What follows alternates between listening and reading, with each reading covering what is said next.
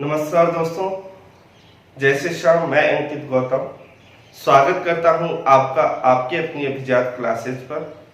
दोस्तों, पिछली वीडियो में हमने बात की थी व्यंजन संधि के जो भेद हैं, जो हैं स्तुत्व व्यंजन संधि और ष्ठुत्व व्यंजन संधि, उसके विषय में। आज हम बात करने वाले हैं व्यंजन संधि का ही जो एक अन्य भेद है जिसका नाम है जसत्व व्यंजन संधि, उसके विषय में। दोस्तों, बहुत ही इंपॉर्टेंट संधि मानी जाती है व्यंजन संधि की, या हम कहें बहुत बार, काफी बार यहां से क्वेश्चन पूछे जाते हैं। बहुत ही सरल भाषा में इस संधि को समझने का प्रयास करेंगे तो आप अच्छी प्रकार से इसको देखना। चलिए चलते हैं आज के टॉपिक पर, जिसका नाम है जसत्व व्यंजन संधि। क्या है? जसत्व व्यंजन संधि। क्या नाम है दोस्तों? जसत्व व्यंजन संधि। ये लिख दिया, जसत्व व्यंजन संधि। ठीक है। सबसे पहले हमें पता है किसी भी संधि की शुरुआत करने से पहले हम क्या करते हैं दोस्तों, संधि कार्य करने वाला जो सूत्र होता है उस सूत्र के विषय में बात करते हैं। तो चलिए, जसत्व संधि के अंतर्गत हम दो सूत्र पढ़ने वाले हैं, और वो दो सूत्र कौन कौन से हैं? सबसे पहला जो सूत्र है उसके विषय में अगर बात करें तो सूत्र है झलाम झसो अंते। कौन सा सूत्र है?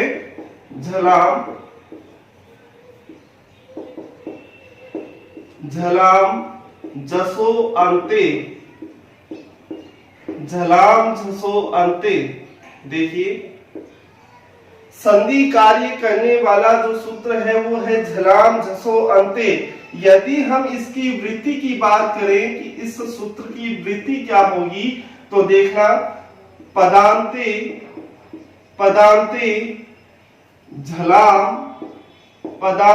झलाम जस है शुभ। ये हो गई इसकी वृत्ति कि पदांते झलाम जस है शुभ। कहने का तात्पर्य यह है कि पदांते पद के अंत में झलाम जो झल वर्ण है उनको क्या हो जाता है? क्या आदेश हो जाता है? उन्हें जस आदेश हो जाता है। अब हम बात करते हैं ये झलाम क्या है, जस क्या है, यहां पर इसका क्या अभिप्राय है, क्या तात्पर्य है। तो दोस्तों, इस वृत्ति को हम समझने का प्रयास करें तो सबसे पहले आ रहा है झलाम, या हम कहें झल। और आपको पता है झल क्या है? एक प्रत्याहार है। क्या है? झल प्रत्याहार है। इसी तरह हम बात करें जस, तो जस भी क्या है? एक प्रत्याहार माना जाता है। ठीक है। अब यदि बात करें कि झल प्रत्याहार में कौन कौन से वर्ण आते हैं, तो हम कह सकते हैं कि झल प्रत्याहार के अंतर्गत किसी भी वर्ग का प्रथम, द्वितीय, तृतीय और चतुर्थ वर्ण, इसके साथ साथ जो ऊष्म व्यंजन है से और है। झल प्रत्याहार के अंतर्गत आने वाले वर्ण कौन से हैं? किसी भी वर्ग का पहला, दूसरा, तीसरा और चौथा वर्ण, और या हम कहें इसके साथ साथ जो ऊष्म व्यंजन होते हैं वो किसमें आते हैं? झल प्रत्याहार के अंतर्गत आते हैं। अब आगे बात करते हैं जस की। जस प्रत्याहार में तो आपने पढ़ा है जबगढ़ दस, तो इसके अंतर्गत आने वाले वर्ण हैं ज, ब, गे, डे और दे। ये है जस प्रत्याहार के अंतर्गत आने वाले वर्ण। सूत्र क्या कह रहा है? सूत्र कह रहा है कि झलाम जसो अंते। वृत्ति हम बात कर रहे हैं वृत्ति की, तो पदांते झलाम जस है शु। कहने का तात्पर्य यह हुआ कि किसी भी वर्ग का, या हम कहें पद के अंत में यदि झल वर्ण हो और उसके बाद में क्या हो, बात यहाँ क्वेश्चन यहाँ आ रहा है कि झल प्रत्याहार में आने वाले वर्णों के बाद किसका योग होने पर हम जस आदेश करते हैं। तो हम कह सकते हैं देखना ये आपको समझ में आ गया होगा। अब इसको हम समझने का प्रयास करें तो हम कह सकते हैं कि इधर तो क्या हो, झल वर्ण हो, क्या हो, पदांत झल वर्ण हो, और इसके बाद क्या कौन से वर्ण आने पर हम उसे जस आदेश करेंगे। समझने वाली बात यह है दोस्तों, अच्छे से समझना कि झल वर्ण के बाद में कौन से वर्ण आने चाहिए जिसे हम उनको क्या आदेश कर दे, जस आदेश कर दे। तो हम कह सकते हैं कि पदांती झल वर्णों के बाद किसी भी वर्ग का या तो क्या हो, या तो कोई स्वर हो, या तो क्या हो, कोई स्वर हो, या किसी भी वर्ग का तीसरा, चौथा या पांचवा वर्ण हो। क्या हो दोस्तों, कोई भी स्वर हो या वर्ग का तीसरा, चौथा, पांचवा वर्ण हो और इसके साथ साथ ये वे रे ले है हो, ये वे रे ले और है। ठीक है, तब हम क्या करेंगे, तब हम इसे जस वर्ण हो जाता है, झल जो वर्ण है उसे क्या हो जाएगा, जस वर्ण हो जाएगा। क्या हो जाएगा दोस्तों, इसे जस वर्ण हो जाएगा। या हम कहें, इसे हम लिख सकते हैं कि वर्ग का तीसरा वर्ण हो जाता है, कि वर्ग का क्या हो जाता है, तीसरा वर्ण हो जाता है। कैसा वर्ग, उसी वर्ग का क्या हो जाता है, तीसरा वर्ण हो जाता है। दोस्तों एक बार इसे फिर से समझने का प्रयास करें, बहुत ही इंपॉर्टेंट संधि है, अच्छे से इसे समझे। बहुत ही सरल भाषा में इसको समझाने का प्रयास किया है। सूत्र हम देख रहे हैं, झलाम जसो अंते। इसकी वृत्ति हमने जानी कि पदांते झलाम जस है स्यु। कहने का तात्पर्य यह है कि पदांते पद के अंत में यदि झल वर्ण हो, तो हमने लिख दिया पदांत झल वर्ण हो, तो हम क्या कर देते हैं, इन झल वर्ण का जस आदेश कर देते हैं। क्या कर देते हैं, जस आदेश कर देते हैं। और जस प्रत्याहार में आने वाले वर्ण हैं जब गण दस। कहने का तात्पर्य क्या हुआ कि उसी वर्ग का तीसरा वर्ण हो जाता है।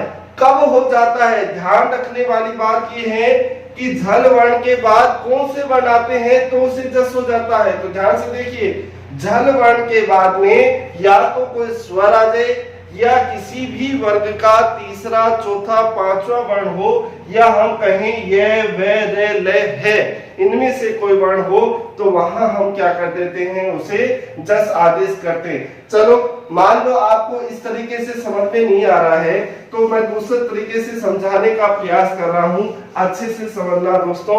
देखिए, इधर झल वर्ण हो, झल वर्ण में कौन से वर्ण आते हैं, पहला, दूसरा के, खे, गे, घे, चे, छे, जे, झे।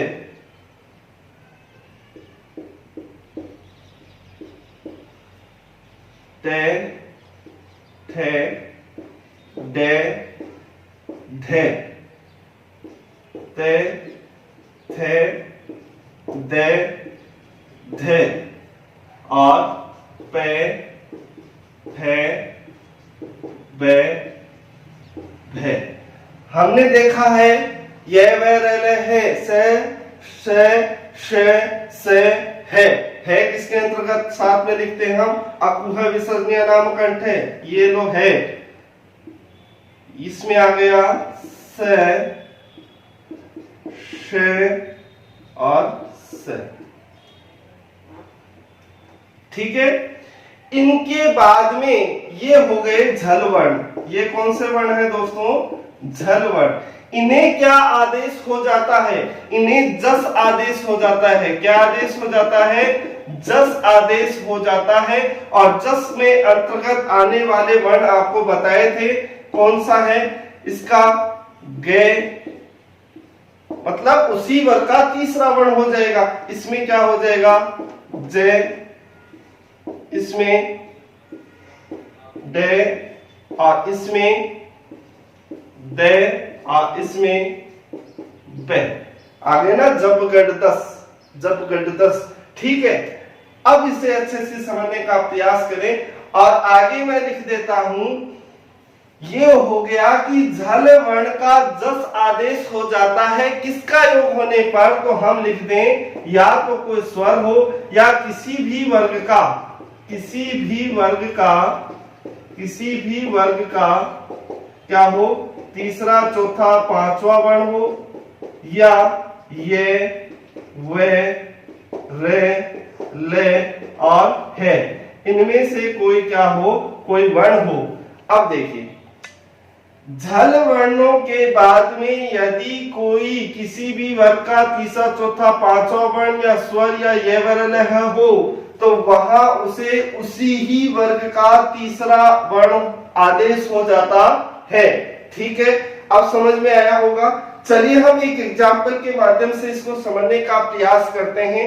तो देखना, एक एग्जाम्पल मैं ले रहा हूं जो बहुत ही इंपॉर्टेंट, जगत धन ईस है।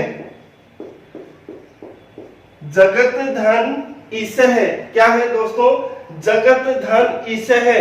हमने क्या लिखा कि झल वर्ण हो, तो देखिए तैयार है और इसके बाद में कोई भी स्वर वर्ण हो तो हम क्या करेंगे, इस तय को, इस झल वर्ण को उसी वर्ग का तीसरा वर्ण आदेश कर देते हैं। तो इसका तीसरा वर्ण क्या होता है, तीसरा वर्ण क्या होता है, तय थे दे, ये हो गया दे और आगे है ईस है। ठीक है, शब्द क्या बनेगा दोस्तों, क्या बनेगा, जगदीश है।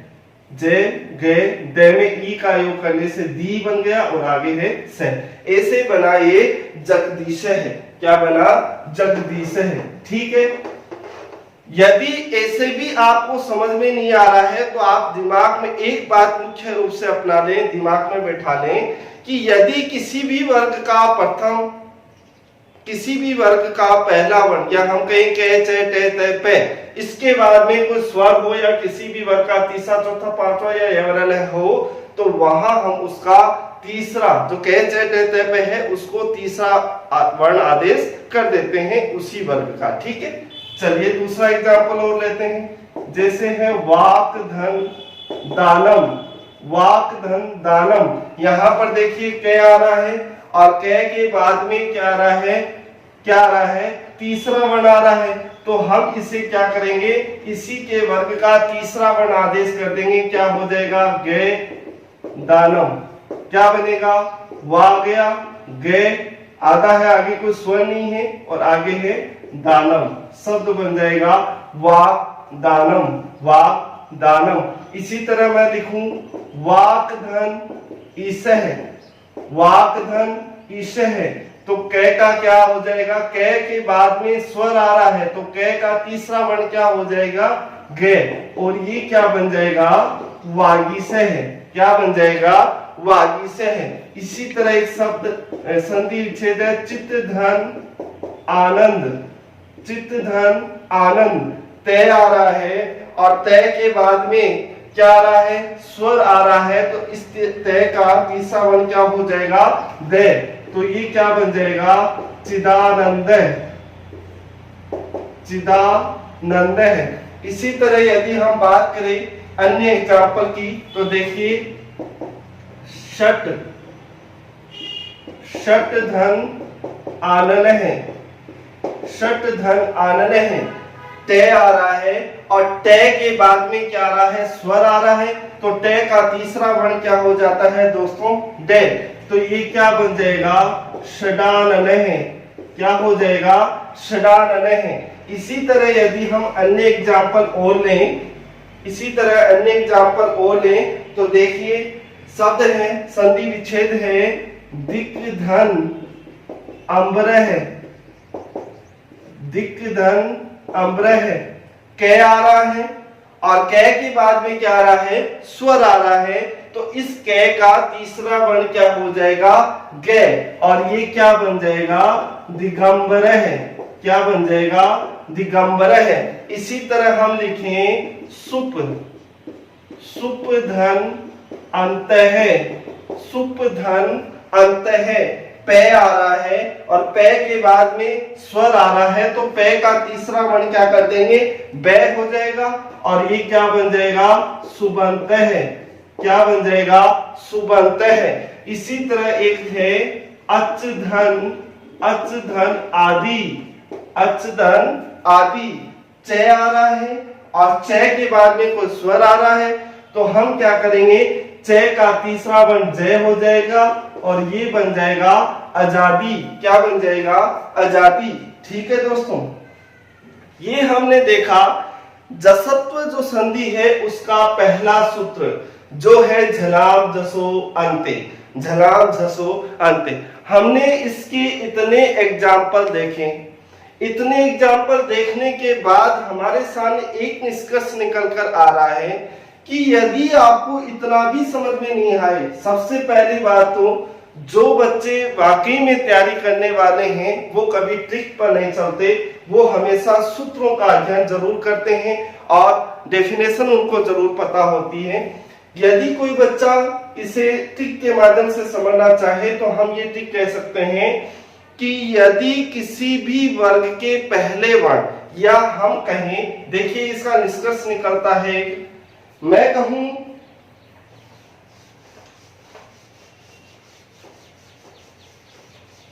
देखिए किसी भी के, चे, ते, ते और पे, के, चे, ते, पे, इनके बाद कोई स्वर हो या तीसरा चौथा पांचवा वर्ण हो किसी भी वर्ग का, या ये वे रे ले है, इनमें से कोई क्या आ जाए, वर्ण आ जाए, तो हम इन्हें क्या करेंगे, तीसरा वर्ण आदेश कर देते हैं। ठीक है, के का क्या हो जाएगा, गे, चे का क्या हो जाएगा, जे, ते का तीसरा दे, ते का दे और पे का बे।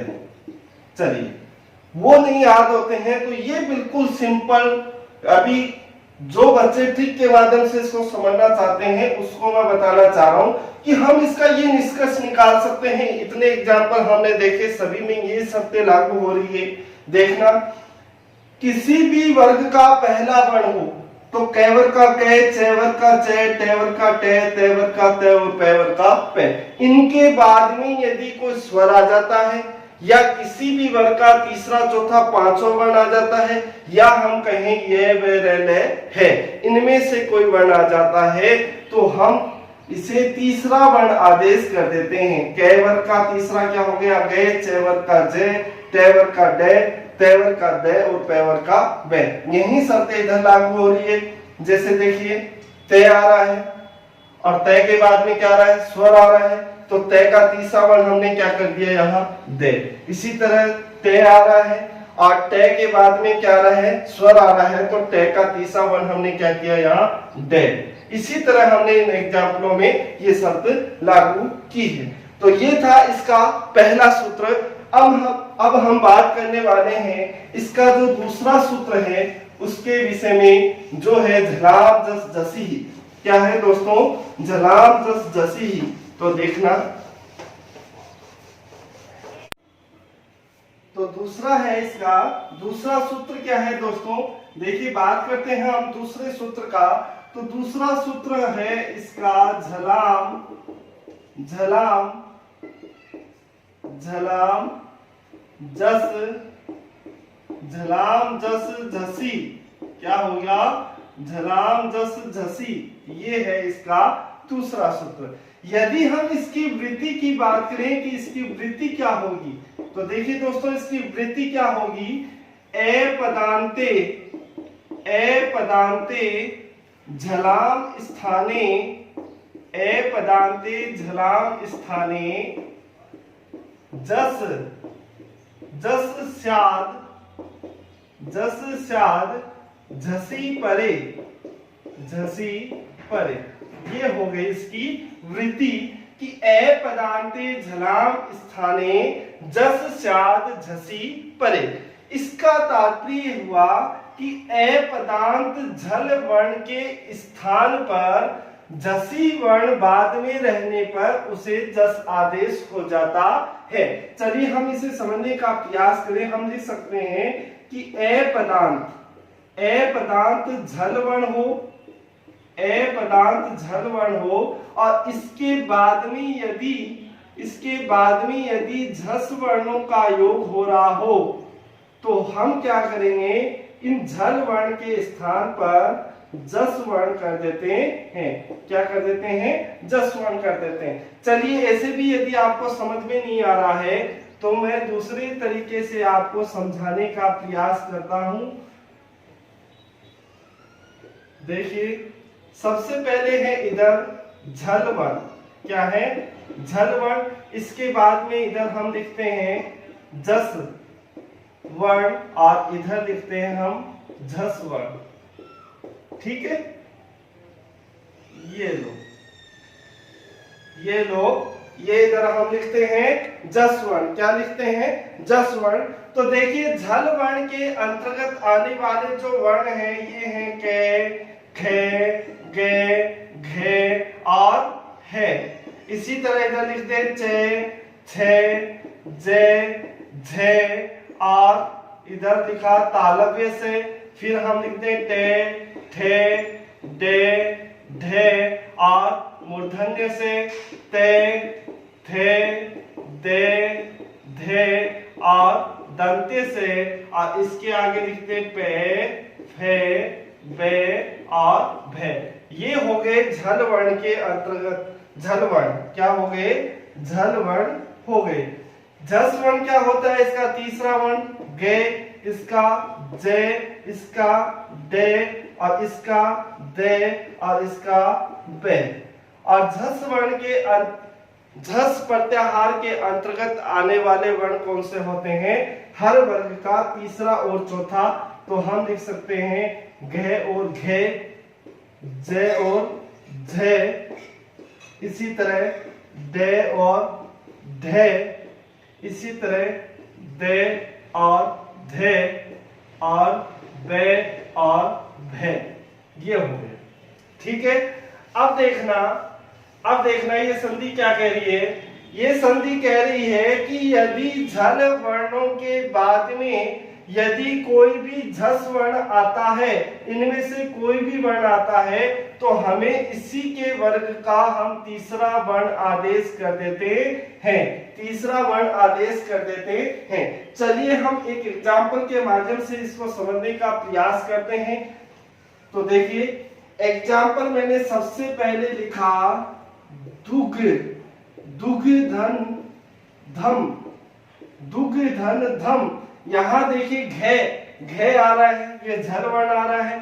इसके बाद में कोई भी झस वर्ण हो, मतलब इनमें से कोई भी वर्ण आ जाए तो धे आ रहा है। तो हम क्या करेंगे, ये जो झल वर्ण है इसको इसी के तीसरे वर्ण में बदल देंगे। इसका तीसरा वर्ण क्या होगा? गे। क्या होगा दोस्तों? गे। तो ये क्या बन जाएगा? दुग्धम। क्या बन जाएगा? दुग्धम। इसी तरह यदि हम अन्य एग्जाम्पल की बात करें तो देखिए लब धन धे, लब धन धे। यहाँ भे आ रहा है और भे के बाद में कोई भी झस वर्ण हो तो धे आ रहा है। तो इसका हम तीसरा वर्ण क्या कर देंगे? बे। और ये शब्द बन जाएगा लब्धे। क्या बन जाएगा? लब्धे। इसी तरह देखिए एक एग्जाम्पल और है लुभ धन धे, लुभ धन धे। यहाँ पर भी क्या होगा? इस बे का क्या हो जाएगा? बे आदेश हो जाएगा और ये बन जाएगा लुब्धे। इसी तरह यदि हम बात करें एक संधि विच्छेद है बुध धन धी, बुध धन धी। तो क्या होगा? धे आ रहा है और इसके बाद में झस वर्ण आ रहा है। तो ये जो है इसका हम तीसरा वर्ण आदेश कर देंगे, जस करेंगे तो क्या हो जाएगा? दे। और ये शब्द क्या बन जाएगा? बुद्धि। क्या बन जाएगा? बुद्धि। इसी तरह यदि हम बात करें शुद्ध, शुद्ध धन धे, शुद्ध धन धे। तो यहाँ धे का क्या हो जाएगा? तीसरा वर्ण दे। तो ये क्या बन जाएगा? शुद्ध है। क्या बन जाएगा? शुद्ध है। इसी तरह यदि हम बात करें, देखिए क्रुद्ध, धन, दह, यहां पर भी ये स्थिति लागू हो रही है, तो इसका तीसरा आदेश क्या हो जाएगा, वर्ण दह, तो ये क्या बन जाएगा, क्रुद्ध है। ठीक है, एक अन्य एग्जाम्पल और लेते हैं जो वेरी इंपॉर्टेंट माना जाता है, देखना, उप, धन, लभ, धन, धी, ये हमने एक एग्जाम्पल लिया।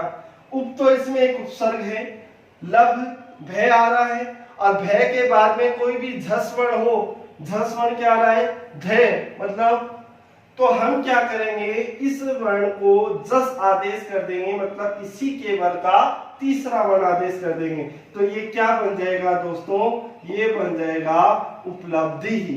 क्या बन जाएगा, उपलब्धि ही।